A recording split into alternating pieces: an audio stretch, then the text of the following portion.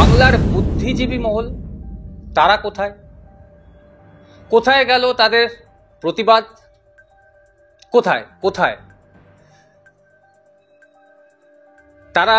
যাদের চাকরি গেছে তারা, জানি আপনাদের রক্তের সম্পর্ক নেই, কিন্তু তারাও তো বাংলারই সন্তান। আর কবে গর্জে উঠবে এই বুদ্ধিজীবীরা? নকল বুদ্ধিজীবী। নকল বুদ্ধিজীবী। আমরা শুভা প্রসন্ন, আমরা বলতে পারি সুবোধ সরকার, আমরা শাওলি মিত্র বলতে পারি, আমরা কবি জয় গোস্বামীর কথা বলতে পারি। মানুষ জেনে গিয়েছে এরা নকল বুদ্ধিজীবী, এটা আর মানুষের বুঝতে অসুবিধা নেই। ব্রাত্য বসুকেও যদি নকল বুদ্ধিজীবী বলা যায় তাতেও কোনো মানুষের সন্দেহ নেই। কিন্তু যারা আসল বুদ্ধিজীবী, মানে যারা সমাজ নিয়ে ভাবে, তারা কেন এই সিঙ্গুর নন্দীগ্রামের কথা আপনি বললেন, সিঙ্গুরের যে তাপসী মালিক আর এই সোদপুরের অভয়ার মধ্যে কি কোনো পার্থক্য আছে? কেন তাদের বিবেক দংশাচ্ছে না? কি মনে করেন এই তাহলে কি বুদ্ধিজীবী যে এই সংজ্ঞাটা বা বুদ্ধিজীবী যে এই শব্দটা, এটা কি ডিকশনারি থেকে বাদ দেওয়া উচিত এই মুহূর্তে আমাদের সামাজিক যা পরিস্থিতি? এই ধরনের যখন অবস্থা তৈরি হয়, তখন যদি এই যাদের আমরা বুদ্ধিজীবী বলছি, তারা যদি মানুষের সম্মান নিয়ে যারা বড় হয়েছেন, তারা যদি মানুষের পাশে না দাঁড়ান, তাহলে কি এটা ঠিক কাজ হচ্ছে? কেন করছেন না? যখন 2011 সালে যখন এই সরকার ক্ষমতায় আসার আগে একেবারে হোর্ডিং, আপনি 20 জনের নাম বললেন, এই 20 জনের পুরো একেবারে মুখ পরিবর্তন চাই বলে দেখা গিয়েছিল সারা শহর জুড়ে। তো তারা কেন, তারা কি টাকার বিনিময়ে বা অর্থের বিনিময়ে বিক্রি হয়ে গেছেন বলে আপনার মনে হয়? নমস্কার, বিবিধ নিউজে আমি অমিত রয়েছি আপনাদের সঙ্গে। সুপ্রিম কোর্টে 26,000 শিক্ষকের চাকরি বাতিল হয়েছে। শিক্ষা ব্যবস্থা একেবারে অন্তিম পর্যায়ে, খুব খারাপ। কিন্তু বাংলার বুদ্ধিজীবী মহল তারা কোথায়? কোথায় গেল তাদের প্রতিবাদ? কোথায় কোথায় তারা? যাদের চাকরি গেছে তারা, জানি আপনাদের রক্তের সম্পর্ক নেই, কিন্তু তারাও তো বাংলারই সন্তান। আর কবে গর্জে উঠবেন? আর কবে? আমরা এই বিষয়ে জানবো আজকে। আমাদের সঙ্গে রয়েছেন শিক্ষাবিদ মিরাতুন নাহার, আমরা সরাসরি তার কাছে যাব। দিদি, বিবিধ নিউজে আপনাকে স্বাগত। আপনারা কোথায়? আপনাদের সেই প্রতিবাদ কোথায় গেল? আপনারা কেন পথে নামছেন না? বুদ্ধিজীবী মঞ্চের একজন বা বুদ্ধিজীবী মহলের একজন বলে আমাকে গণ্য করে দিলে এটা আমি আপত্তি জানাচ্ছি। কারণ বুদ্ধিজীবী বলতে কাদের বোঝায় সেটাও বোঝা খুব জরুরি। ইংরেজি একটা শব্দ ইন্টেলেকচুয়াল, তার বাংলা আমরা করি বুদ্ধিজীবী। কিন্তু ভালো করে ভেবে দেখো, আমি বুদ্ধির ইংরেজি হচ্ছে ইন্টেলিজেন্স, ইন্টেলেক্ট নয়। ইন্টেলেক্টের বাংলা হচ্ছে, সত্যি কথা ঠিক বললে, প্রজ্ঞা। আর প্রজ্ঞার সঙ্গে বুদ্ধির তফাৎ আছে। বুদ্ধি যে কোনো সাধারণ শিক্ষা লাভে বঞ্চিত মানুষেরও থাকে, আর প্রজ্ঞা যথাযথ বিদ্যার্জন শিক্ষা লাভ না করলে অর্জন করা যায় না। প্রজ্ঞার স্থান অনেক ঊর্ধ্বে, বুদ্ধির থেকে ঊর্ধ্বে। কিন্তু খুব একটা আমার দুর্ঘটনার মতো মনে হয়, আমরা ইংরেজি থেকে বাংলা সমার্থক শব্দগুলো তৈরি করেছিলাম যখন করা হয়েছিল, তখন অত খেয়াল করে করা হয়নি। ফলে বুদ্ধিজীবী শব্দটা ইন্টেলেকচুয়াল বাংলা করা, ইন্টেলেকচুয়ালের সমার্থক বাংলা শব্দ করা, এখানে একটা গলদ রয়ে গেছে। এবং গলদটা কোথায় একটুখানি আমি খুব ছোট করে সংক্ষেপে বলার চেষ্টা করছি। বুদ্ধিজীবী যাদের বলা হয় তারা আদতে ইন্টেলেকচুয়াল নয় আমাদের দেশে। আমি মনে করি যাদের বলা হয় তারা বস্তুত বাস্তবে এমন কিছু ব্যক্তি বা দেশের নাগরিক যাদের ভূমিকাটা অত্যন্ত গুরুত্বপূর্ণ। কেননা তারা বুদ্ধিজীবী বলে গণ্য হন, তারা সাহিত্যের ক্ষেত্রে খ্যাতিমান হতে পারেন, সংস্কৃতি ক্ষেত্রে খ্যাতিমান হতে পারেন, তারা বিভিন্ন ধরনের প্রতিবাদ হয়ে ছবি আঁকার ক্ষেত্রে খ্যাতিমান হতে পারেন, অভিনয় জগতে খ্যাতিমান হতে পারে। এই রকম খ্যাতি লাভ করা ব্যক্তিত্ব যাদের বিভিন্ন ধরনের প্রতিভা নিয়ে তারা জন্মেছেন এবং তারা সেই প্রতিভার মাধ্যমে নিজেদের স্বীকৃতি অর্জন করে নিয়েছেন। এই ব্যক্তিরাই, এরা দেশের নাগরিক, এই ব্যক্তিরাই ধীরে ধীরে ধীরে ধীরে ধীরে ধীরে কথার, আমাদের দেশে শব্দের অনেক বিকৃতি ঘটে, তো শব্দ ব্যবহারে শব্দটার আবিধানিক অর্থ একরকম, ব্যবহারে আরেক রকম হয়ে যায়। তো এরাই শেষমেশ ব্যবহার করতে করতে, অপব্যবহার বলবো খানিকটা, করতে করতে বুদ্ধিজীবী বলে গণ্য হয়েছে। এবং যে বুদ্ধিজীবীর ইংরেজি সমার্থক শব্দ হলো ইন্টেলেকচুয়াল, কিন্তু আমি মনে করি এটা ভুল। অতএব তুমি বলবে, তাহলে দিদি আপনি বুদ্ধিজীবী কাদের বলছেন? আপনি নিজে বুদ্ধিজীবী নন মনে করছেন নিজেকে? আমি সেটাকে একটু সংক্ষেপে পরিষ্কার করে বলছি বুদ্ধিজীবী কারা। এবং আমি ঠিক তথাকথিত বুদ্ধিজীবী একেবারেই হতে অরাজি। তবে আমি যে অর্থে বুদ্ধিজীবী বুঝি সেই অর্থে বুদ্ধিজীবী আমাকে বলা যেতে পারে, যদিও সেটাও একটু অহংকারের গর্বের মতন হতে পারে, সেটাতে এবার আমি রাজি নই। সেটা হলো, দেশে কিছু নাগরিক থাকবেন, যে দেশে তো বিভিন্ন স্তরের, আমাদের গণতান্ত্রিক দেশ, বিভিন্ন স্তরের নাগরিক আমাদের দেশে রয়েছে। সে অর্থ, খ্যাতি, প্রতিপত্তি, সম্মান, সমস্ত দিক থেকে, সব সম্পত্তি লাভ ইত্যাদি বিভিন্ন দিক থেকে বিভিন্ন স্তরের মানুষ রয়েছে। বুদ্ধিজীবী হলেন তারাই, আমার বুদ্ধি বিচারে, যারা নাগরিক দেশের, এবং এমন নাগরিক যাদের নিজস্ব ক্ষেত্রে তারা প্রতিষ্ঠিত, সকলের কাছ থেকে স্বীকৃতি পেয়েছেন তাদের গুণে, তাদের প্রতিভা, তাদের কারোর উপর নির্ভর করতে হয় না, তারা করবেনও না। তারা না খেতে পেয়ে যদি বিপর্যস্ত অবস্থায় পড়েন তাহলেও না। তাদের কাজ বিবেককে টনটনে রাখা, নিজেদের বুদ্ধি, নৈতিক বোধকে প্রখর রাখা। কারণ দেশের প্রতি, আমাদের ক্ষেত্রে যেমন আমাদের রাজ্যের কথাই বলবো, রাজ্যের বুদ্ধিজীবী যারা, তাদের থাকবে রাজ্যের প্রতি এক ধরনের নৈতিক দায়িত্ববোধ, শুধু নয়, দেশবাসী হিসাবে দায়িত্ববোধ, যে আমি তো শুধু আমার সন্তান, পরিবারের নই, পরিবারের মা বাবার সন্তান নই, আমি আমার দেশের সন্তান। দেশ আমাকে নানাভাবে লালন পালন করে, এই বোধটা যাদের প্রকট থাকবে। এবং তারা মনে করবেন যে যেহেতু দেশ আমাকে লালন পালন করে, দেশের থেকে আমি সব কিছু পাচ্ছি, শুধু পরিবার থেকে নয়, সেহেতু দেশের প্রতি আমার দায়িত্ববোধ আছে। এবং সেটা কীরকম তারা সঠিকভাবে বুঝে নেবেন। সেটা হলো, তারা, আমাদের গণতান্ত্রিক দেশে নির্বাচন হয় এবং নির্বাচনের মাধ্যমে দেশ নেতা নেত্রী ঠিক হয়। সেই দেশ নেতা নেত্রীদের কাজটা আমাদের সংবিধান অনুযায়ী, সংবিধান আমাদের পথপ্রদর্শক পুস্তক, সেই পুস্তক অনুযায়ী এরা দেশের জন্য নিবেদিত প্রাণ হবেন, যারা নির্বাচনের মাধ্যমে জনগণের হাত থেকে নির্বাচিত হয়ে, জনগণের ক্ষমতা দ্বারা নির্বাচিত হয়ে। এখানে বলা প্রয়োজন, আমাদের গণতন্ত্রে ক্ষমতা জনগণের হাতে, নেতা নেত্রীদের হাতে নয়, উল্টো হয়ে গেছে যদিও এখন। তো সেই জনগণ সঠিকভাবে নির্বাচন করার সুযোগ পাবে এবং সুযোগ পেয়েই নেতা নেত্রী তৈরি হবে এবং তারা জনগণের চাহিদা অনুযায়ী তাদের অভাব, অভিযোগ, জীবনের দুর্যোগ সব কিছু দূর করবে। আর এটা প্রধান লক্ষ্য হওয়া দরকার, এই যে স্তরভেদে উঁচু নিচু থাকে, কেউ খুব ধনী, কেউ খুব গরিব।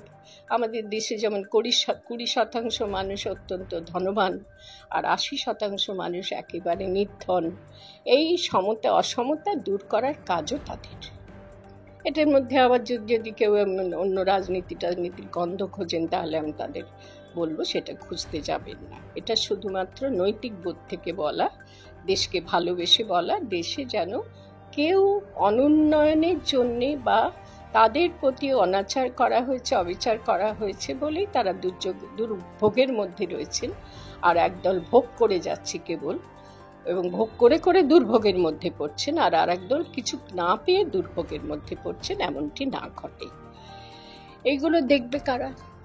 এবার নির্বাচিত নেতা নেত্রী যারা হলেন, তারা কিছু ক্ষমতা পায়, যে এটা করার অধিকার আপনার আছে, আপনি এটা করবেন, ওটা করবেন, সেটা করবেন। ফলে এক ধরনের ক্ষমতা তাদের তৈরি হয়ে যায়, কিন্তু সেটা ক্ষমতা নয়, সেটা অধিকার। এবং সেই অধিকারটা হচ্ছে মানুষের দুঃখ দুর্দশা দূর করার অধিকার। মানুষ দিয়েছে, জনগণ দিয়েছে তোমাকে সেটা করার কাজ। দেখবে কারা? এই ক্ষেত্রে এবারে বুদ্ধিজীবীদের একটা বিশাল ভূমিকা থাকে। বুদ্ধিজীবীরা কোনো রকম স্বার্থের কথা না ভেবে নিঃস্বার্থভাবে এই নজরদারির কাজটা করবে। কিসের নজরদারি? না, দেশ ভার যাদের উপর দেওয়া হয়েছে, দেশ দেখভালের ভার, আমাদের রাজ্যের ক্ষেত্রে রাজ্য দেখভালের ভার, তারা ঠিক ঠিক কাজ করছে কিনা সেটা তাদের দেখবার যোগ্যতা থাকলে তবেই তারা বুদ্ধিজীবী। তাদের সেই যোগ্যতা থাকবে, তাদের সেই অবস্থান থাকবে, তারা সম্পূর্ণ স্বার্থশূন্য হয়ে, কোনো রকম পদলোভী না হয়ে, অর্থলোভী না হয়ে, কারোর বশংবদ হওয়ার লোভী না হয়ে, ক্ষমতা লাভের লোভী না হয়ে এই কাজটা করে যাবে। তারাই যথার্থ অর্থে বুদ্ধিজীবী। তাদেরকে অন্যদের উপর নির্ভর করতে হবে না, তারা স্বনির্ভর মানুষ, গুণবান, প্রতিভাবান এবং স্ব ক্ষেত্রে স্বীকৃতি পাওয়া মানুষ। তাদেরকে আমি বুদ্ধিজীবী বলে মনে করি। এখন তুমি যদি বলো, তুমি আমাকে বুদ্ধিজীবী বললে, তো আমি ওই তথাকথিত যে অর্থটা বুদ্ধিজীবীদের আজকে দাঁড়িয়েছে, সেটা ওই ইন্টেলেক্টের সমার্থক শব্দ নয়, সেটা ওই ইন্টেলিজেন্স কথাটা ওখানে ব্যবহৃত হয়ে গেছে। ইন্টেলিজেন্স থেকে যদি কোনো শব্দ তৈরি করা যায় তো সেটা আমার মাথায় নেই, বলতে পারবো না। তবে এখনকার বুদ্ধিজীবী, কিছুকাল ধরে কিছু বুদ্ধিজীবী, ওই সঙ্গী নন্দীগ্রাম আন্দোলনের সময় দেখেছিলাম যে একটা মঞ্চ হয়েছিল, শিল্পী সাংস্কৃতিক কর্মী বুদ্ধিজীবী মঞ্চ। সেই মঞ্চ তখন তৎকালীন সরকার অধঃপতিত হয়েছিল, সেই সময়ে অবশ্যই সিপিএম সরকার সেই অধঃপতিত অবস্থাটাকে নিন্দা করে এই মঞ্চ এগিয়ে এসেছিল। এবং এই মঞ্চকে আমি একটা নৌকোর সঙ্গে তুলনা করব, শিল্পী সাংস্কৃতিক কর্মী বুদ্ধিজীবী মঞ্চ, এবং ছোট করে তাকে বুদ্ধিজীবী মঞ্চ বলে বলাই চালু হয়ে গিয়েছিল। সেই মঞ্চে লক্ষ্য করেছিলাম প্রথম কিছু ডেডিকেটেড মানুষ, সত্যিকার নিঃস্বার্থ মানুষ, তারা সব অংশগ্রহণ করেছিলেন, যে এই সরকারকে আর রাখা যায় না। জনগণ প্রতিবাদে সিঙ্গুর নন্দীগ্রামের মানুষরাই আসলে আদতে প্রতিবাদটা শুরু করেছিলেন, সেটা বলা যায়। এই মঞ্চ, এই নাগরিকরা কিছুটা তার উপর প্রভাব বিস্তার করে এবং প্রায় হাইজ্যাক করার মতন হাইজ্যাক করে নেয়, এবং তারপরে সেই আন্দোলনটাকে আবার হাইজ্যাক করে নেয় বর্তমান যে সরকার, নেত্রীর সরকার, দলনেত্রীর সরকার, সেই সরকার এই বুদ্ধিজীবীদের আন্দোলনটাকে হাইজ্যাক করে নেয়। এখন তুমি যে বলছো সেই বুদ্ধিজীবীরা আজ কোথায়, প্রশ্নটা অত্যন্ত সঙ্গত প্রশ্ন। আমি নিজেই তো লক্ষ্য করেছি, কয়েকজন মিলে টিম করে আমরা এই মঞ্চের কাজ সিঙ্গুর নন্দীগ্রামে যে মানুষের সঙ্গে মিশে করছিলাম, হঠাৎ করে দেখা গেল যে একেবারে ঢেউ ভেঙে পড়ার মতন কিছু মানুষ, বিভিন্ন ক্ষেত্রের মানুষ, তাদের নাম আমি করব না, আমি নাম করে কারোর কথা বলতে ভালোবাসি না, তারা সব এসে ভেঙে পড়া, নদীর ঢেউ যেমন ভেঙে পড়ে তেমনি আছড়ে পড়ে, তারা যেন আছড়ে পড়ে এই মঞ্চে এসে সব ঢুকতে শুরু করলো। তারা কিন্তু বুঝে গেছে যে তরিতে তারা ছিলেন, এই বুদ্ধিজীবীরা নকল বুদ্ধিজীবী। এরকম নকল বুদ্ধিজীবী তৈরি হয়েছিল গত সিপিএম সরকারের শেষ দিকে, এই নকল বুদ্ধিজীবীরা তৈরি হয়েছিলেন। তারা তখন আর নিঃস্বার্থভাবে নজরদারির কাজ করছিলেন না, তারা বিভিন্ন লাভালাভের হিসাবকারী হয়ে গিয়েছিলেন। বিভিন্ন এই সরকারের হাত থেকে এটা পেয়েছেন, ওটা পেয়েছেন, সেটা পেয়েছেন। তারা যখন দেখছে ওই তরিটা, ওই সিপিএম সরকারের যে নৌকো তরিটা উথাল পাথাল নদীর মধ্যেও বয়ে যাচ্ছিল, বিরাট তরি, সোনার তরির মতন, সেই তরিতে আর ঠাঁই পাওয়া যাবে না, মনে হচ্ছে তরিটা ডুবে যাবে, এরকম আমি বলছি বলে আমায় মার্জনা করো তুমি এবং যারা শুনছেন। এরকম কিছু ব্যক্তিরা সব তাদের ঢল নেমেছিল এই মঞ্চে, এলেন বুদ্ধিজীবী মঞ্চে, কারণ তারা বুঝতে পেরেছেন আগের যে তরিটাতে তারা উঠেছিলেন, যে হাল বাইছিল, যে তাদের হাত ধরে, নৌকোটা যাদের ছিল তাদের হাত ধরে, দেখলেন যে এটা ডুবু হচ্ছে, ডুবে যেতে পারে, অতএব এই আন্দোলনের মঞ্চে তারা যুক্ত হয়। এইভাবে বুদ্ধিজীবী যারা সত্যিকার একটা সময় বুদ্ধিজীবী ছিলেন, আমাদের ছোটবেলায় দেখেছি এবং আমাদের যৌবন বয়সেও দেখেছি, কিছু বুদ্ধিজীবী ছিলেন নিঃস্বার্থভাবে তাদের এই কাজ না, প্রকৃত শিক্ষাপ্রাপ্ত, সুবিধাপ্রাপ্ত এবং সর্বপ্রকারের ভালো অবস্থানে রয়েছে, তারা মনে করতেন যে দেশের দিকে খেয়াল রাখা, নেতা নেত্রীদের কার্যক্রমের প্রতি নজরদারি করা, এটা আমাদের কাজ। এরকম যেমন সাহিত্য জগতে বহু মানুষ ছিলেন, অনেক অনেক মানুষের নাম আমরা করতে পারি। তারপর ফিল্ম জগতে ছিলেন সত্যজিৎ রায়কে কি কখনো ভেবেছো যে কোনো একটা পলিটিক্যাল প্ল্যাটফর্মে তিনি নিজেকে সঁপে দিয়েছেন? পুরোপুরি ডেডিকেটেড ছিলেন তার নিজের কাজে। এবং সত্যজিৎ রায়কে যারা অপরাজনীতি করে দেশকে নষ্ট করার কাজে যারা লিপ্ত হয়েছিলেন, ভয় পেতেন যে উনি রয়েছেন যদি কিছু বলেন, এরকম অনেকেই ছিলেন। কিন্তু অন্যদিকে আমি নাম করব যেমন মহাশ্বেতা দেবী, প্রথম দিকে হয়তো ঠিক ছিলেন, কিন্তু মহাশ্বেতা দেবীও বুদ্ধিজীবীর যথাযথ সংজ্ঞা অনুযায়ী আর বুদ্ধিজীবী থাকতে পারেননি। তা আমি আর নাম করছি না, থেকে গেছেন অনেকেই আজীবন প্রকৃত। আপনি নাম করছেন না, আমি একটু আপনাকে আমি একটু দর্শকদের জন্য বলে দিই যে দিদির কথা থেকে নকল এবং আসল বুদ্ধিজীবী উঠে আসলো দুটো সংজ্ঞা। দেখুন, নকল বুদ্ধিজীবী কারা? শুভা প্রসন্ন বা কবি বা জয় গোস্বামী, বা আমরা যদি বলি যে কিছুদিন আগে যার কথা আর কি হয়েছিল, কি নাম, শাওলি মিত্রও ছিলেন, শেষ দিকে নকল হয়ে গিয়েছিলেন, কিন্তু প্রথম দিকে ভালো ছিলেন। যারা বুদ্ধিজীবী বলতে আমরা কাদের বুঝি? নকল বুদ্ধিজীবী আমরা শুভা প্রসন্ন, আমরা বলতে পারি সুবোধ সরকার, আমরা শাওলি মিত্র বলতে পারি, আমরা কবি জয় গোস্বামীর কথা বলতে পারি। মানুষ জেনে গিয়েছে এরা নকল বুদ্ধিজীবী, এটা আর মানুষের বুঝতে অসুবিধা নেই। ব্রাত্য বসুকেও যদি নকল বুদ্ধিজীবী বলা যায় তাতেও কোনো মানুষের সন্দেহ নেই। কিন্তু যারা আসল বুদ্ধিজীবী, মানে যারা সমাজ নিয়ে ভাবে, তারা কেন এই সিঙ্গুর নন্দীগ্রামের কথা আপনি বললেন, সিঙ্গুরের যে তাপসী মালিক আর এই সোদপুরের অভয়ার মধ্যে কি কোনো পার্থক্য আছে? কেন তাদের বিবেক দংশাচ্ছে না? কথা খুব সত্য, কারণ সেই সময়ের বুদ্ধিজীবী মঞ্চে আমি ছিলাম, এখনো আছি, সম্পর্কটা রয়েছে মঞ্চে। তো তখন যেভাবে তাপসী মালিকের বাড়িতে এই মঞ্চ থেকে প্রতিনিধিরা যেতেন, সেসব মানুষদের দেখেছি, তাদের কোনো ধান্দা পরের দিকে হয়েছে, নকলরা ঢুকে গিয়েছিলেন। তুমি আসল নকল ঠিকই বলেছ, আসলদের সংখ্যা তখনও কম ছিল। নকলরা ঢুকে যাওয়ার পরে বুদ্ধিজীবীর সংখ্যা অনেক বেড়ে গেল, কিন্তু এই আসল নকল ওই আজকের যেমন যোগ্য অযোগ্য শিক্ষকের মতন এক্ষেত্রেও আসল নকলের মিল এক ধরনের মিলেমিশে গেল।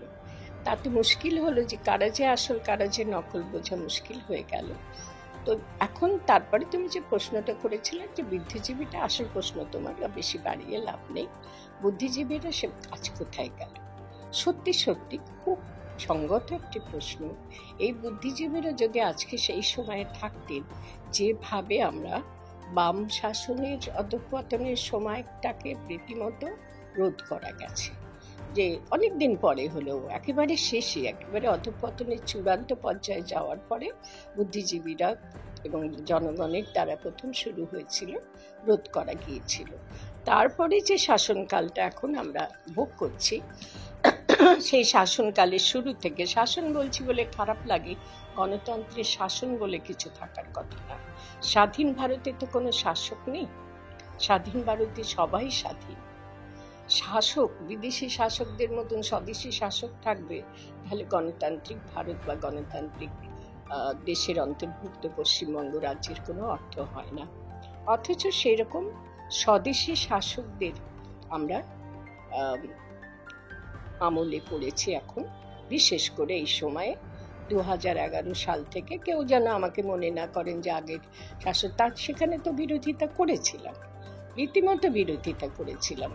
এবং সে কারণে একটা কথা আজকে একটু আগেও শুনছিলাম যে সে কারণে আমাকে মনে করা হয় তোমরা তো বিরোধিতা করেই এদেরকে আনলে, তাহলে এখন তাদের বিরোধিতা করাটাকে কি দুঃখ হয় না বিরোধিতা করার জন্যে? এখানে একটা ভুল বোধ বা ভাবনা মানুষের মধ্যে চালিত হয়ে গেছে, বুদ্ধিজীবীদের ভূমিকা সম্পর্কে জড়িত সেটা। সেই জন্য বলছি, বিশেষ আমাকেই বলা হয় বুদ্ধিজীবী বলা হয় এবং আমাকে এইভাবে নিন্দিত করা হয়, কিন্তু আমি তাদের জন্য বলছি, রাজ্যবাসীর জন্য বলছি এবং যারা বুঝবেন তাদের জন্য বলছি। সিপিএম সরকারের বিরোধিতা করেছিলাম বলে, দলের বিরোধিতা করেছিলাম বলে আজকে কখনোই যেন কেউ না মনে করে যে এই দল আজকে যারা শাসক দল হয়েছে তাদের সমর্থন করেছিলাম, করিনি।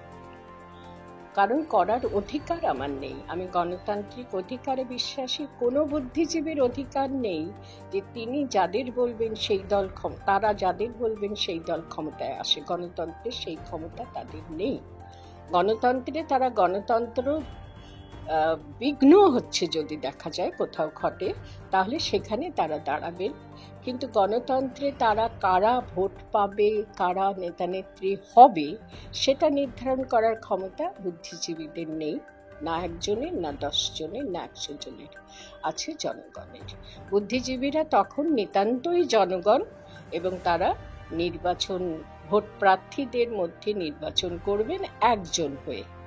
বুদ্ধিজীবীরা তখন সমষ্টি নয়, বলতে পারবে না যে আমরা বুদ্ধিজীবী এসেছি এদের ভোট দিন, এ বলার অধিকার তাদের নেই। কারণ যে মুহূর্তে তারা বলতে যাবেন সে মুহূর্তে তারা দলীয় রাজনীতির মধ্যে ঢুকে যাবেন। তারা আর বুদ্ধিজীবী, নিরপেক্ষ অবস্থানে থাকা বুদ্ধিজীবী হবেন না। তুমি বলবে যে কেন দিদি, একজন বুদ্ধিজীবী তো তিনি একজনকে ভোট দেবেন, তাহলে তিনি কি করে নিরপেক্ষ হতে পারেন? এই প্রশ্নও ওঠে। আমি এই প্রশ্নের সম্মুখীন হয়েছি। আমি ভোট দেব একজন ব্যক্তিকে, মনে হবে যে এই ব্যক্তি কাজ করতে পারে দেশের জন্য, দেশবাসীর জন্য, তাকে আমি ভোট দিলাম। তার মানে এই না যে তার দলকে দিলাম, তাকে চিরকাল দিয়ে যাব। সে যখন যদি ঠিক না কাজ করে 5 বছর পরে তাকে আর ভোট দেব না। ফলে আমি তো দলদাস হব না। বুদ্ধিজীবীর এই অধিকারটা আছে এবং বুদ্ধিজীবীর সেটা কর্তব্য পালন করা। তো সে যে করতে পারবে না তাকে আর বুদ্ধিজীবী বলা যায় না। তো এখন তুমি যে প্রশ্ন করেছো সেই প্রশ্নে উত্তরটা ছোট কথায় উত্তরটা শেষ করি। উত্তরটা হলো যে সত্যি সত্যি তুমি ঠিক বলেছ। যে অর্থে বুদ্ধিজীবী আমি বুঝি, সেই বুদ্ধিজীবীরা আজকে দেশে আর নেই, একেবারেই নেই, প্রায় একেবারে শূন্য হয়ে গেছে বলতে পারো। অন্তত বুদ্ধিজীবীদের ওই একটা সংজ্ঞা তো আছে, যাদের স্বীকৃতি, প্রতিভা, মান, মর্যাদা সবাই জানে, চেনে তাদের। এটা একটা সংজ্ঞার মধ্যে ঢুকে গেছে, একটা বৈশিষ্ট্য। সুতরাং সেই বৈশিষ্ট্য আছে, অথচ তারা রীতিমতো নিরপেক্ষ, রীতিমতো স্বার্থবোধ শূন্য। তারা পছন্দের লোককে নির্বাচন করেন, কিন্তু নির্বাচিত হবে কোন দল সেই দলের হয়ে কাজ করেন না, রাজনৈতিক দলের।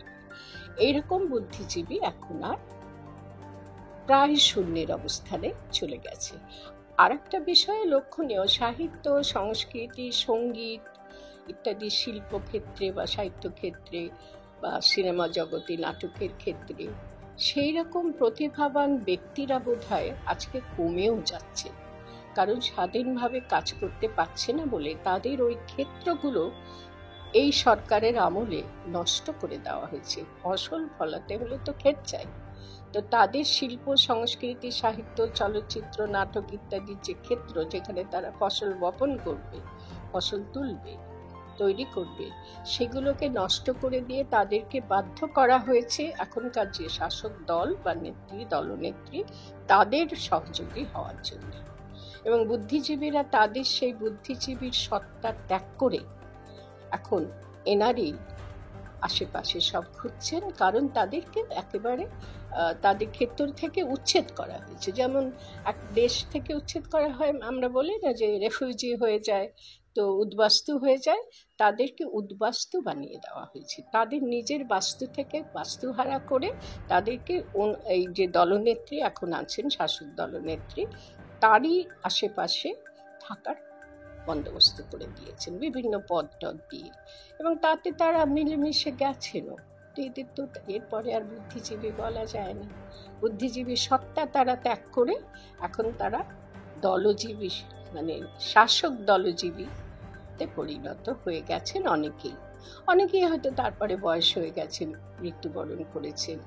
কিন্তু আমি তো এখন আর খুব দেখতে পাই না। তো তুমি বলতে পারো যে দিদি শুধু গুণী প্রতিভাবান মানুষরাই বুদ্ধিজীবী হবে, বা বাকিরা বুদ্ধিজীবী হতে পারে না, দেশ নিয়ন্ত্রণের কাজ তারা করতে পারে না, তো তারাও বুদ্ধিজীবী বলে গণ্য হতে পারে।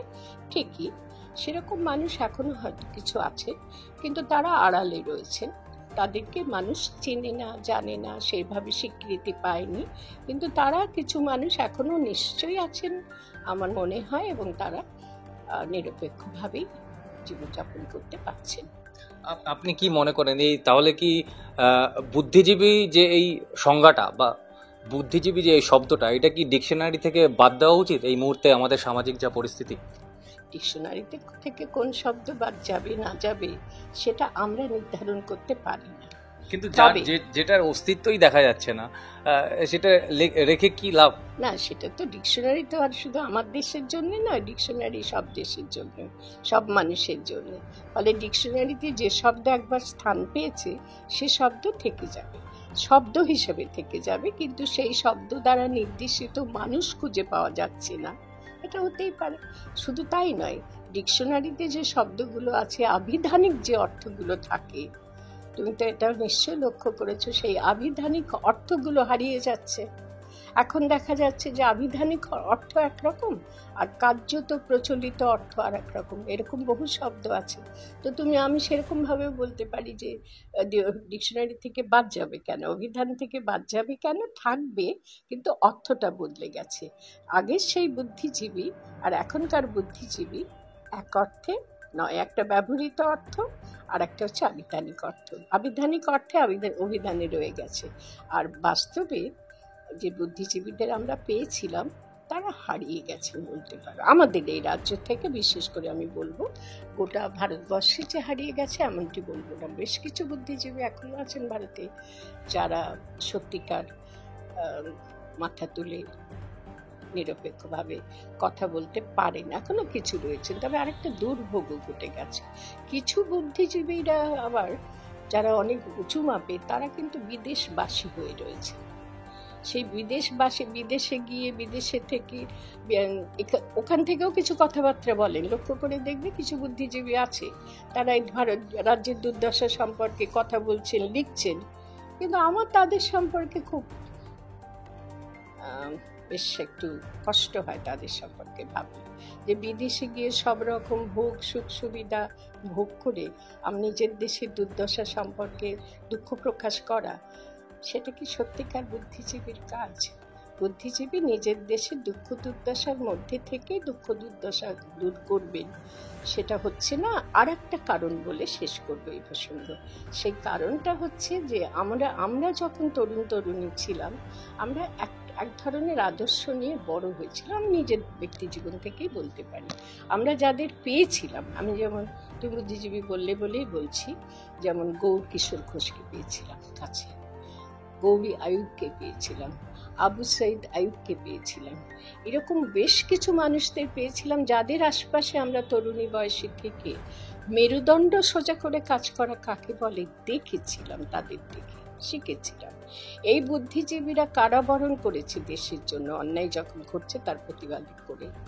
কিন্তু মুশকিল হলো কি, আমাদের তরুণ বয়সটা পেরিয়ে যাওয়ার পরে ধীরে ধীরে অভিভাবকরাই করলেন তাদের ছেলে মেয়েদের এমনভাবে শিক্ষিত করলেন যারা শিক্ষিত হয়ে ভালো কাজ পাওয়ার জন্য সব বিদেশে পাড়ি দিলেন। এখানটা একটা শূন্যতা তৈরি হয়েছে।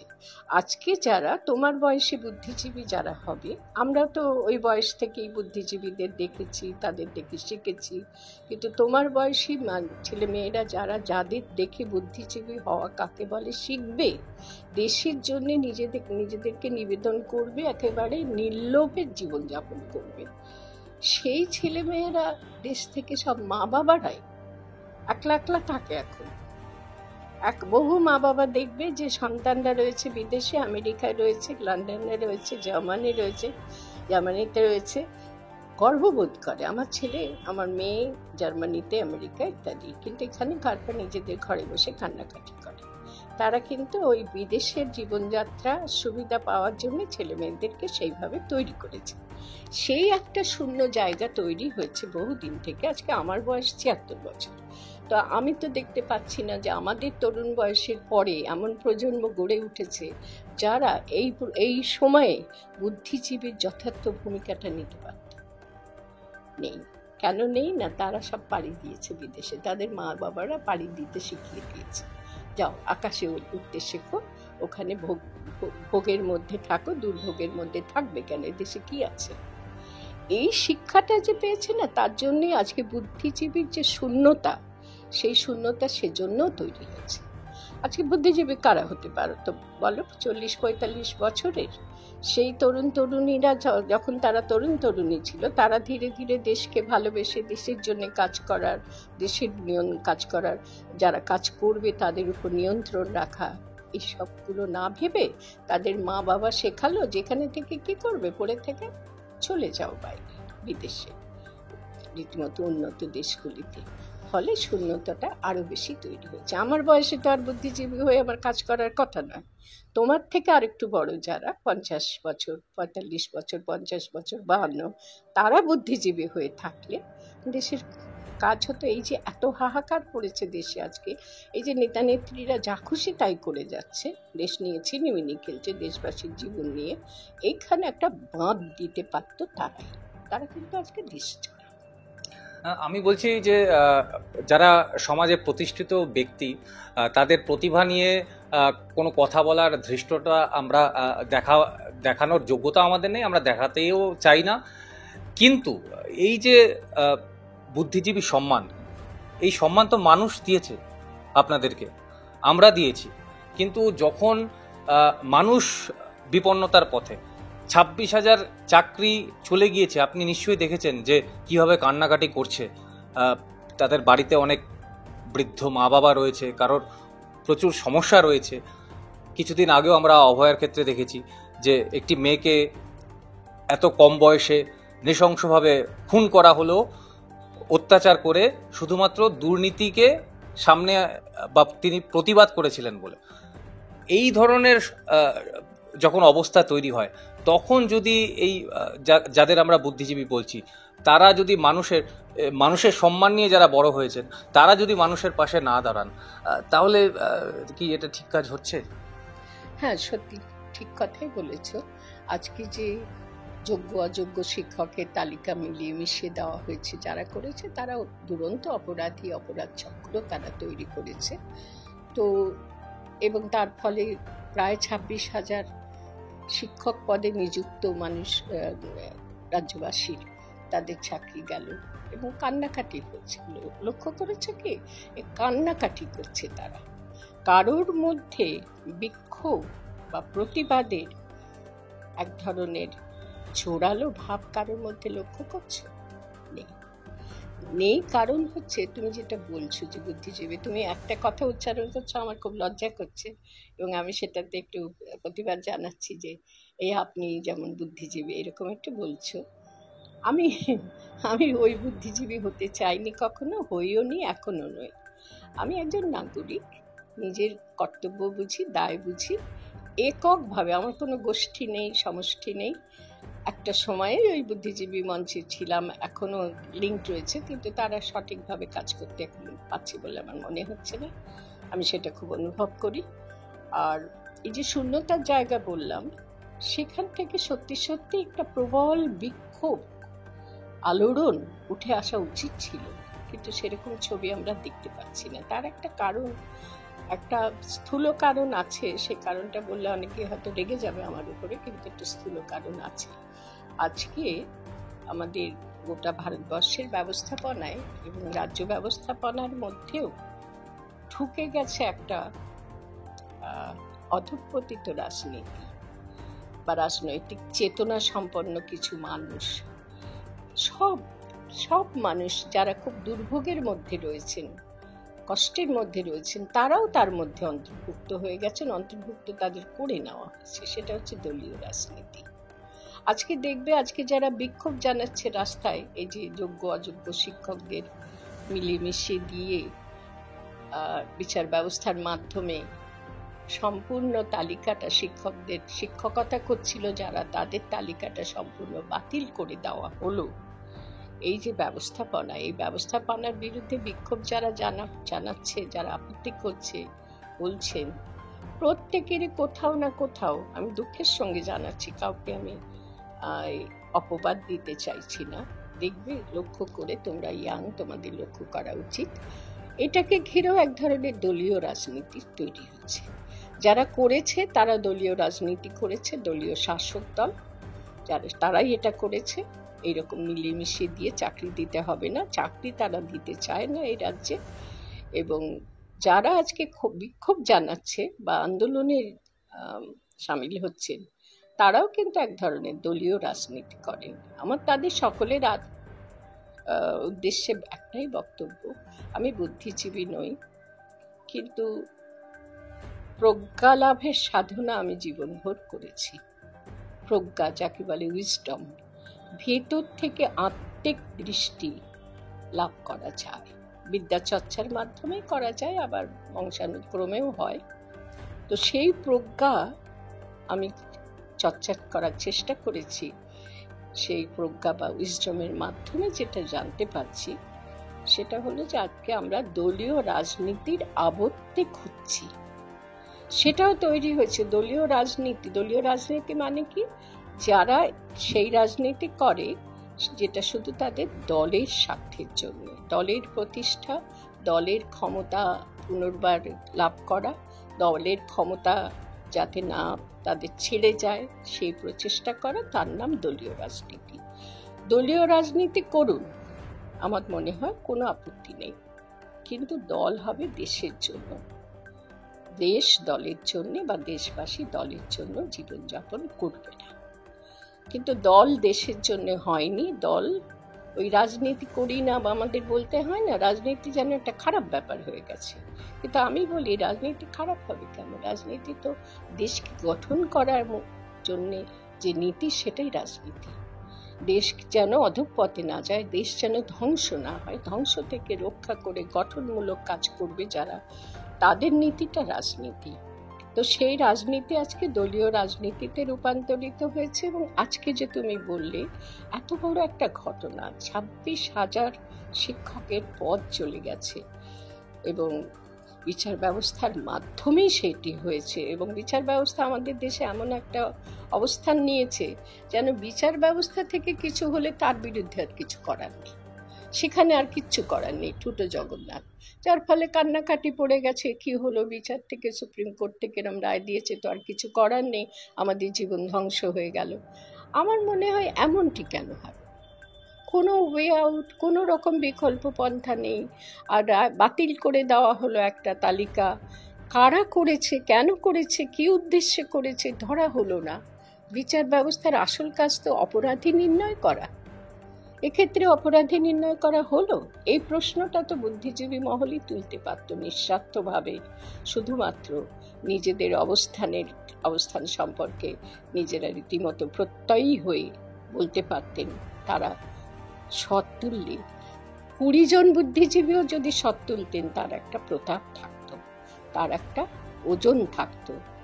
তুমি ঠিকই ধরেছ, আজকে দেশে সেরকম বুদ্ধিজীবী, রাজ্যে অন্তত নেই। এটা রাজ্যের ঘটনা বলে হয়তো ভারতে যে বুদ্ধিজীবীরা আছেন, এখনো বিভিন্ন প্রদেশে আছেন, তারা হয়তো এখানে মাথা ঘামাচ্ছেন না। কিন্তু রাজ্যের বুদ্ধিজীবী কোথায়, যারা বলতে পারবেন, ধরতে পারবেন? এবং ওই উদ্ধত স্বর যারা করেছে, তারাই বলছে অন্য আমি দলীয় রাজনীতির কথা কেন বললাম অমিত?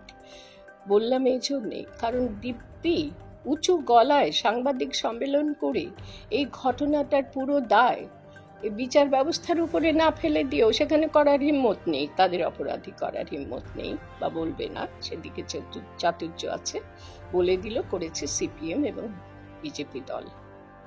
এই যে দলীয় রাজনীতি, লক্ষ্য করো, এই দলীয় রাজনীতির টুটি টিপে ধরা দরকার ছিল। কারা করতে পারত? নিঃস্বার্থ বুদ্ধিজীবীরাই করতে পারতেন। তারা আজ কোথায়? তুমি আমি সঠিক বলছি প্রশ্ন। কেন কেন করছেন না? যখন 2011 সালে যখন এই সরকার ক্ষমতায় আসার আগে একেবারে হোর্ডিং, আপনি 20 জনের নাম বললেন, এই 20 জনের পুরো একেবারে মুখ পরিবর্তন চাই বলে দেখা গিয়েছিল সারা শহর জুড়ে।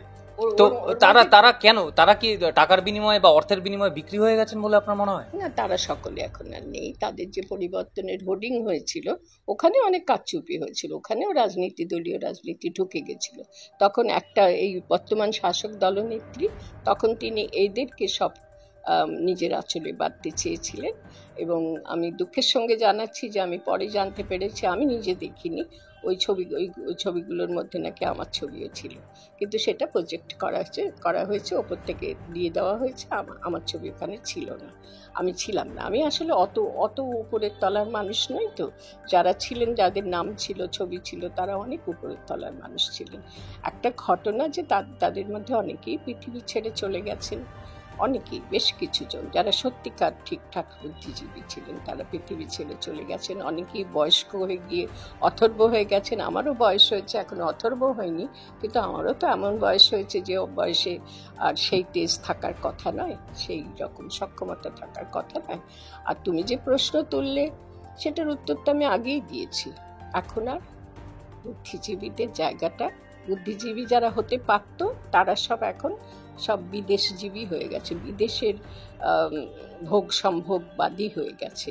বিদেশ তো উন্নত দেশ আমাদের পৃথিবীতে অনেক আছে, সেই সব উন্নত দেশের বাসিন্দা হয়ে তারা দেশ ভুলেছে, দেশপ্রেম ভুলেছে, এবং তাদের অভাবে বুদ্ধিজীবীর অভাব তৈরি হয়েছে। প্রকৃত বুদ্ধিজীবী, প্রকৃত অর্থে আজকে যারা আছেন তারা তো সব তুমি প্রথমেই বলে দিয়েছো, খুব সুন্দর, ভালো লাগলো আমার, নকল বুদ্ধিজীবী। এবং এই নকল বুদ্ধিজীবীদের কেউ কেউ আবার খুব সাত্ত্বিক বুদ্ধিজীবীর ভূমিকাও পালন করেন, তেমনও আছেন, তেমন নাম করছি না, তেমন আছেন যারা বুঝবার বুঝে নেবেন। তারা খুব সাত্ত্বিক মানুষ, তারা সাথে পাশে থাকেন না, তারা নিজেদের জগতে চর্চায় থাকেন, নামও আছে, স্বীকৃতিও আছে। আবার কেউ কেউ ঢুকেও পড়েছেন এই দলীয় রাজনীতির গর্তে। এটা একটা গর্ত, মানে গাড্ডা বলে না ইংরেজিতে, না বাংলায় বোধহয় গাড্ডাই বলে, বাংলায় গাড্ডা বলে। এই গাড্ডায় পড়ে যাওয়ার মতন মানুষ এখন আছে। প্রকৃত বুদ্ধিজীবী যাদের মেরুদণ্ডটা সোজা, যারা সোজা হয়ে বেঁচে থাকতে শিখেছিলেন, আমরা দেখেছি তাদের, সেই বুদ্ধিজীবীরা আজ আর নেই, বিলীন হয়ে গেছে। তৈরি করার কথা ছিল পরবর্তী প্রজন্মের বুদ্ধিজীবী, কিন্তু বললাম যে তারা সব ওই ভোগের রাস্তায় চলে গেছে। দুর্ভোগের রাস্তায় থাকবে কেন? বুদ্ধিজীবীদের দুর্ভোগও ভোগ করতে হয়। যদি শাসক দলকে তুমি নিয়ন্ত্রণে রাখো, বলো যে তুমি শাসক দল নয়, তুমি গণতান্ত্রিক দেশের মাথায় বসেছ, আমরা তোমাদের নেতা নেত্রী বানিয়েছি, তোমরা আমাদের প্রয়োজন অনুযায়ী কাজ করবে, জনগণের প্রয়োজন অনুযায়ী কাজ করবে, না কাজ করতে পারলে পরবর্তী নির্বাচনে জনগণ তোমাদের চুড়ে ফেলে দেবে। আছে সে ব্যবস্থা? নেই। এখন জনগণের হাতে কিছু নেই, জনগণের হাতে ধরিয়ে দেওয়া হয়েছে কোনো ভান্ডার নয়, সাথী কী সব প্রকল্প করে তাদেরকে সব লোভী বানানো হয়েছে, অসহায়তাটাকে মজুত রাখা হয়েছে, আর সেই অসহায়তার সুযোগ নিয়ে নির্বাচনের তাদের যে অধিকারটা সেটাও কেড়ে নেওয়া হয়েছে। আসো, যাও, ফেলবার জায়গাতে যাও, কিন্তু আমাদের মর্জি অনুযায়ী ফেলতে হবে, তোমার মত বলে কিছু নেই। নির্বাচনটা আজকে প্রহসনে দাঁড়িয়েছে। তাহলে অনেক দিক থেকে আমরা বিপর্যয়ের সম্মুখীন। আজকে যা হওয়ার তাতে তাই হচ্ছে, তালগোল পাকিয়ে দিচ্ছে যারা ক্ষমতা পাচ্ছে। ক্ষমতা অনেক, অর্থাৎ ক্ষমতা যারা পেয়েছে, গণতান্ত্রিক দেশে ক্ষমতা পাওয়াটা তো একটা জাদুমন্ত্রের মতন ব্যাপার। কি করে হয়? আমি মুখ্যমন্ত্রী হয়ে গেলাম, প্রধানমন্ত্রী হয়ে গেলাম, আর বিরাট ক্ষমতা পেয়ে গেলাম, এমন যে আমি প্রধানমন্ত্রী হয়ে দেশের সংবিধানটাকে পাল্টে দিচ্ছি, দেশের যে মহান পরিচয় সেটার রূপটাকে পাল্টে দিচ্ছি, ধর্মনিরপেক্ষ দেশকে আমি হিন্দু দেশে পরিণত করতে পারছি প্রধানমন্ত্রী হয়ে। ব্যাপারটা এরকম দাঁড়িয়ে গেল, কেউ নেই সেখানে বাদ দেওয়ার, ধাক্কা দেওয়ার, অবরোধ করবার। মুখ্যমন্ত্রী হয়ে ভাবছেন যে আমি যা বলবো, আবোল তাবোল পাগলের প্রলাপ যা বকবো, সবাই সেটাকে মনে করে নেবে মহাবার্তা, জনবার্তা হয়ে যাবে, সেগুলো জনগণ সেগুলোকেই অনুসরণ করবে। তো এই যে উল্টোপাল্টা ব্যাপারগুলো করা হচ্ছে, সেগুলো দেশের জন্য কতটা ভালো হচ্ছে, দেশবাসীর জন্য কতটা ভালো হচ্ছে, দেশবাসীকে সেই অবস্থায় নিয়ে এরা গেলই না।